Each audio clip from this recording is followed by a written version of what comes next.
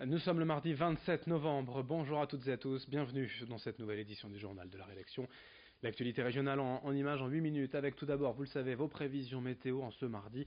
Encore un temps gris et froid prévu tout au long de la journée dans toute la région.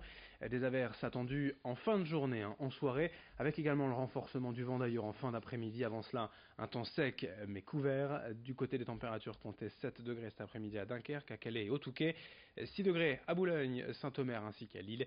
Les prévisions météo complètes, bien évidemment, après ce journal. On évoque tout d'abord à la une de l'actualité la mobilisation des Gilets jaunes après plus de 10 journées d'action sur le littoral autour de l'autoroute A16 et du centre commercial Cité Europe. Depuis la première journée d'action du 17 novembre, les enseignes disent bien ressentir directement les conséquences de la mobilisation avec une baisse de la fréquentation et donc directement de leur chiffre d'affaires, ce qui en ce moment à l'approche des fêtes pourrait être bien préjudiciable pour eux. La plupart des commerçants semblent toutefois soutenir la cause des Gilets jaunes, en tout cas sur le fond, car ils regrettent la manière, la forme et pensent que les blocages ne sont pas la meilleure forme d'expression.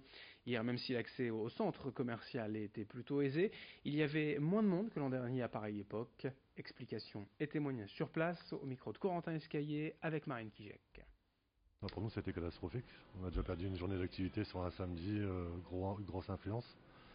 Et après, suivi l'autre semaine où les gens ont eu peur de se déplacer, le chiffre d'affaires a été divisé par deux. Déjà ça, plus les Anglais qui ont eu peur de venir aussi. Donc pour la période de l'année où on devrait faire le plus gros chiffre, pour nous c'est une semaine catastrophique. Parce qu'au niveau des denrées, on a du mal, on se fie par rapport à ce qu'on faisait les années antérieures. Donc on sait à peu près le nombre de couverts qu'on devrait effectuer et on divise par deux. Et le problème qu'il y a aujourd'hui, c'est qu'il y a des entreprises qui ne tiendront pas s'ils n'ont pas leur chiffre d'affaires qui est fait sur la fin de l'année. Il y en a qui c'est 40% de leur chiffre qu'ils vont faire sur l'année. S'ils le loupent là, en janvier, ça sera une catastrophe, il y aura des licenciements, c'est obligé. Autre actualité, et on reste globalement sur le littoral avec l'accord du Brexit entre les 27 dirigeants des États membres de l'Union européenne et le Royaume-Uni, validé ce dimanche dans la région, donc sur la côte d'Opale. Beaucoup se posent la question des conséquences, avant tout économiques, pour le territoire, avec deux grands thèmes souvent évoqués, le tourisme et la pêche. Mais dans une plus large mesure, c'est quand même l'ensemble de la région des Hauts-de-France qui pourrait être impacté. On fait le point d'ailleurs sur le calendrier et les premiers éléments de réponse avec Corentin Escaillé et Marine Kijek. Ça y est, c'est signé. Les 27 dirigeants européens ont donné leur accord pour le divorce entre l'Union européenne et le Royaume-Uni. Un divorce qui devrait être effectif le 30 mars prochain, mais il y aura une période de transition durant laquelle le Royaume-Uni continuera à appliquer les normes européennes et les règles européennes. Le Royaume-Uni devra aussi s'acquitter d'une facture de 40 à 45 milliards d'euros. Concernant la circulation entre l'UE et le Royaume-Uni, les citoyens européens, pour l'heure, n'auront pas besoin de fournir quelques documents administratifs que ce soit pour se rendre au Royaume-Uni, à condition que le séjour dure moins de 90 jours. Concernant les expatriés, eux, ils pourront continuer de vivre et travailler normalement au Royaume-Uni ou en Europe, à condition d'avoir vécu dans leur pays de résidence au moins 5 ans. Pour ce qui est de la pêche, on en sait un peu plus. Les Européens auront accès aux eaux britanniques et vice-versa, et ce jusqu'en 2020, date à laquelle l'accord commercial devra être entériné. Maintenant, la prochaine étape, c'est l'examen de ce texte par le Parlement britannique. Ce sera dans la semaine du 10 décembre prochain. Si le texte est approuvé par le Parlement britannique, alors on se dirige vers une sortie en douceur du Royaume-Uni de l'Union européenne. Maintenant, la plupart des députés britanniques sont hostiles à ce texte, donc Theresa May, la première ministre britannique, devra convaincre dans l'autre camp afin de rallier certains députés à sa cause. Si le texte n'est pas adopté, on se dirige vers un no deal Brexit ou alors une renégociation en urgence, voire carrément de nouvelles élections ou un nouveau référendum. Mais en attendant, comme disent nos Anglais, wait and see. On enchaîne avec une toute autre actualité à l'heure où l'on évoque bien souvent dans l'actualité le besoin de changer nos habitudes en termes de mobilité. Nous sommes allés dans une petite ville de l'agglomération lilloise, à Seille-les-Lannoy, où un groupement d'habitants veut améliorer la circulation et les trajets quotidiens vers la métropole lilloise en proposant une ligne de haute fréquentation de covoiturage entre ce village de Seille-les-Lannoy et les stations de métro Les Prés et Quatre-Cantons.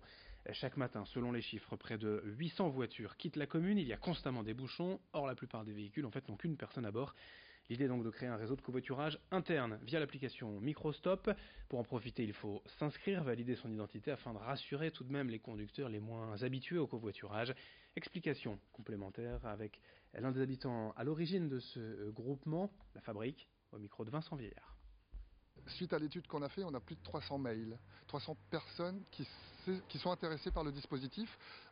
Peut-être pas tous les jours, mais de temps en temps, effectivement, il y a dans la boucle des mails régulièrement qui sont envoyés afin que les gens puissent savoir telle personne, tel jour, etc. Le covoiturage, c'est des rencontres, c'est des discussions, mais ça peut effectivement inquiéter. Moi, je suis papa d'une gamine de 15 ans, j'ai pas envie que quelqu'un emmène Lisa au travail ou à l'école sans connaître cette personne. Donc au départ, il y aura forcément une espèce de recrutement d'ambassadeurs en tout cas, qui vont voir si le profil peut correspondre. Bon, il n'y a pas de raison, mais effectivement, ça c'est très important.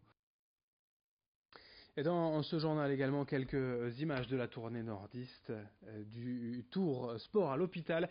C'était hier à Lille, à l'hôpital pédiatrique Jeanne de Flandre, à l'initiative des associations Premier de Cordée et Positive Football. Car selon les organisateurs de cet événement national, le sport, malgré la maladie et les traitements, est nécessaire pour changer le quotidien des enfants, mais surtout participer à leur rétablissement, pour les pousser à se dépasser physiquement.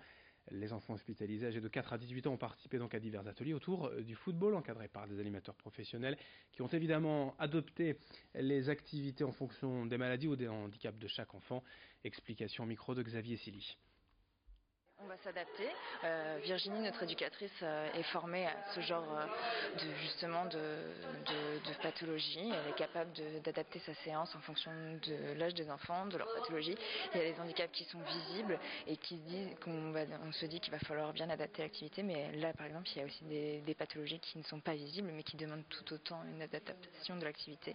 Donc c'est très important voilà. On est toujours en lien sur les séances. Elles sont toujours surveillées par le personnel soignant qui nous aide à justement adapter l'activité physique. Fin de ce journal, je vous rappelle rapidement vos prévisions météo. Aujourd'hui, en ce mardi, un temps gris et couvert et froid, pas de pluie de prévu avant ce soir, la fin d'après-midi et en soirée, des températures stables de saison, 6 degrés à Boulogne, Saint-Omer et à Lille, 7 degrés au Touquet, à Calais et à Dunkerque.